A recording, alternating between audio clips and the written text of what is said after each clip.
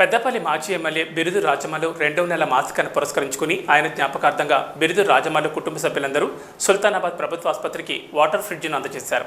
అనంతరం ఆసుపత్రిలో ఉన్న రోగులకు బ్రెడ్లు, యాపిల్స్, అరటిపండ్లు అందజేశారు. ఈ సందర్భంగా బిరుదు రాజమల్లు తనయుడు కృష్ణ మాట్లాడుతూ తన తండ్రి జ్ఞాపకార్థం ప్రభుత్వ ఆసుపత్రికి వాటర్ ఫ్రిడ్జ్ను అందజేయడం జరిగిందన్నారు. ఎండాకాలం దృష్ట్యా ప్రభుత్వ ఆసుపత్రికి వచ్చే రోగులకు అడ్మిట్ పేషెంట్లకు చల్లని నీరు అందించి వారి దాహార్తం తీర్చడం సంతోషంగా ఉందని అన్నారు. తన తండ్రి చూపిన అడుగుజాడలో ముందుకు సాగి ప్రజాసేవ కృషి చేస్తానని చెప్పారు.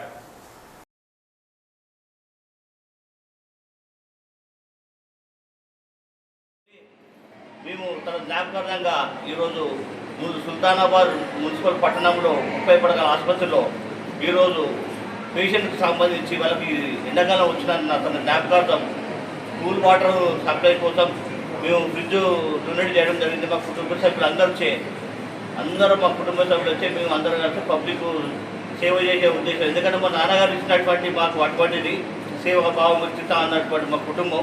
అలాగే మేము కూడా అదే ధోరణిలో ఆలోచించి మీ అందరం కూడా మేము సేవ చేయాలని మా కుటుంబం అంతా నిశ్చయించుకొని ఇంకా రాను మీ అందరం కూడా ప్రజల కోసం నిత్యం మేము అందరం కూడా ఎప్పుడు మా ఇంటి తలుపులు తెరిచే ఉంటాయని చెప్పి కూడా ఈ సభాముఖంగా తెలియజేస్తూ